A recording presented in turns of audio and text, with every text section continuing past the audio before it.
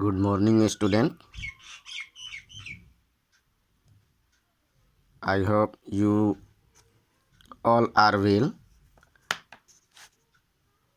I am Devraj Sharma, going to start the first lesson for class 6, and that is who did Patrick's homework. I think most of the students are fully aware this word homework. Generally, homework means the task given by teacher after the completion of his or her periods in order to learn the lesson cognitively. So let's start this lesson. Here are some questions that do you like homework? क्या आप लोग homework पसंद करते हैं? ये सारे प्रश्न आप लोगों को क्लास में डिस्कस करने हैं.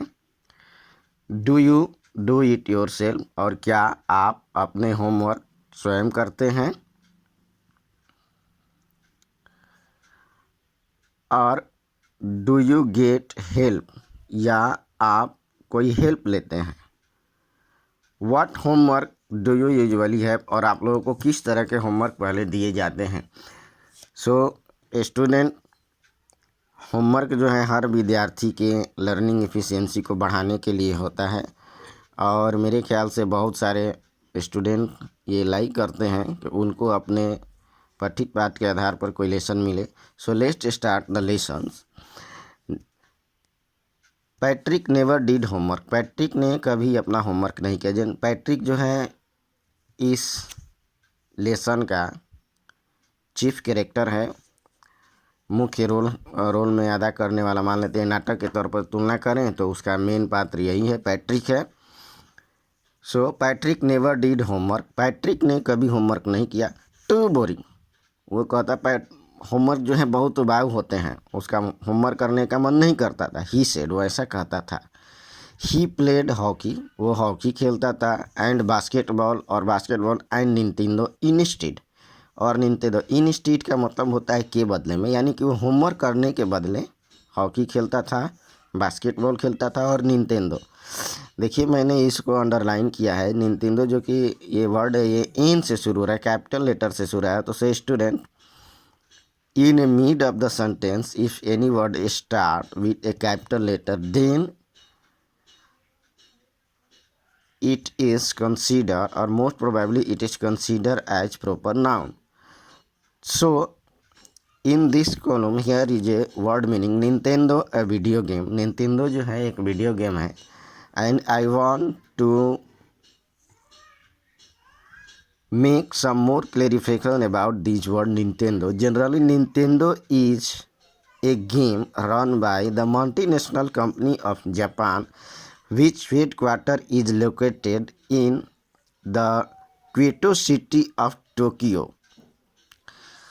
So let's proceed forward.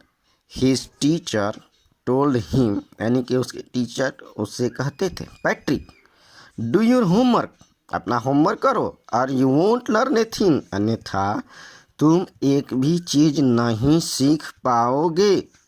And it was true, और वो बिल्कुल सत्य था. समटाइम्स, कभी कभी, ही फील लाइक, उसे महसूस होता था, एंड इग्नोरमस, कि उसे शिक्षा की बहुत कम जानकारी है. इग्नोरमस उस व्यक्ति के लिए होता है जिसे एजुकेशन की कम जानकारी होती है.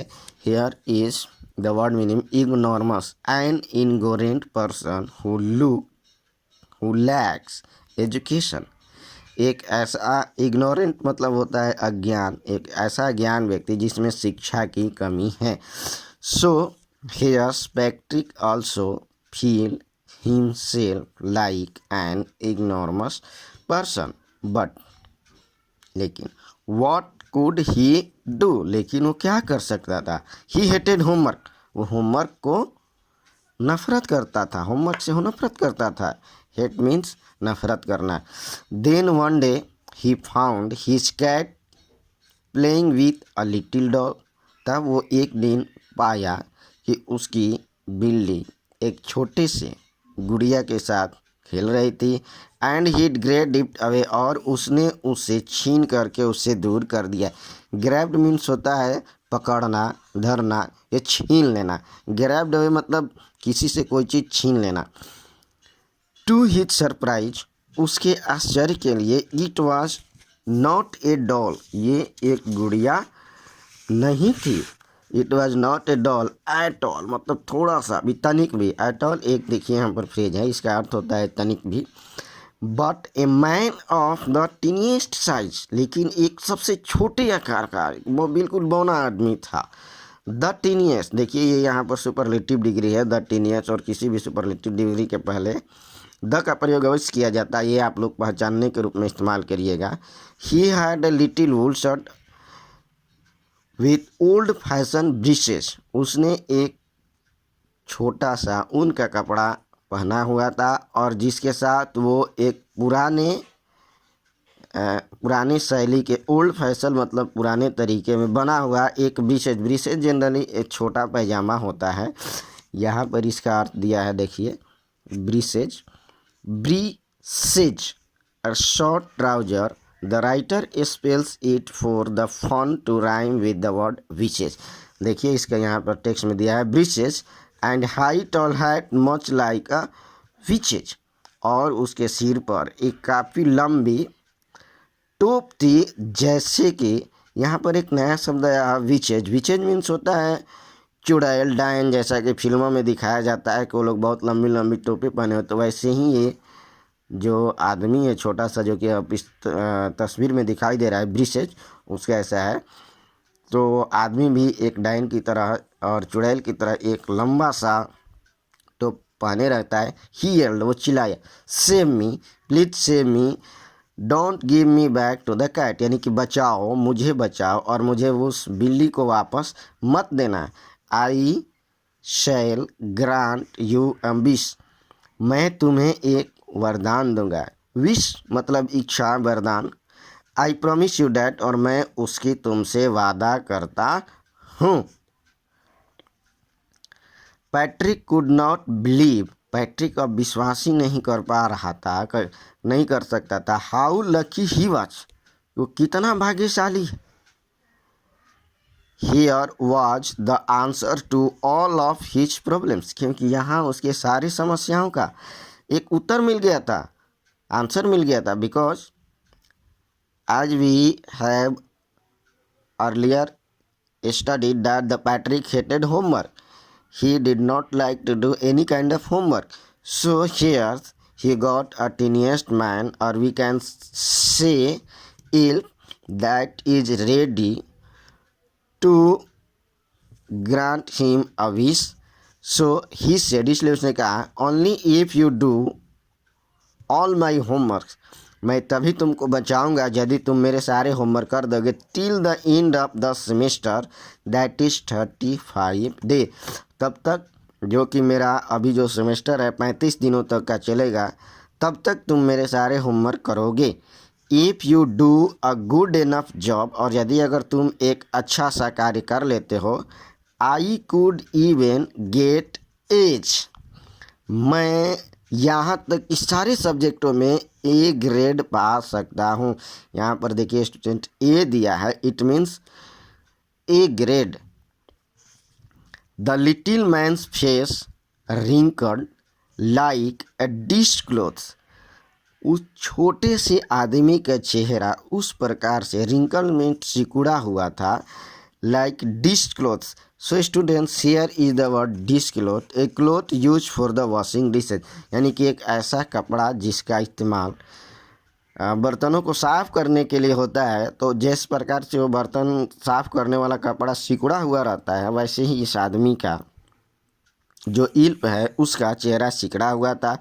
This cloth thrown in the hamper, और ऐसा लगता था जैसे कि जिस कपड़े को बर्तन साफ करने, जैसे किसी बास्केट में फेंक दिया जाता है जिसमें एक लीड लगी हुई थी उसके ऊपर, ठीक वैसे ही ये इल्फ का चेहरा था। Thrown on in the hamper, he kicked his legs, उसने अपने पैर मारे, एंड डबल्ड हिज फिस्ट, अपने मुट्ठियों को जो है वो पूरा डबल करता था and he ग्रीमेस्ड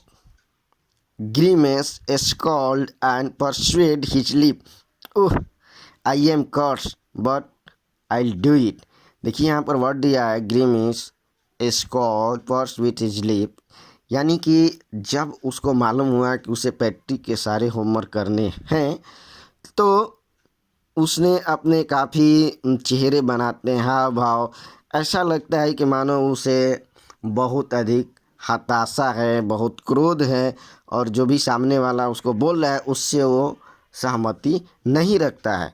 since the tiniest man had promised that he will grant Patrick a wish, so he purse यानी कि उसने ओठ को दबाते हुए बोला, ओह आई एम कर्स, मैं तो श्रापित हो गया, but I shall do it, लेकिन मैं इसे करूँगा. Thanks students, your next para will be cover up in the next video. Thank you.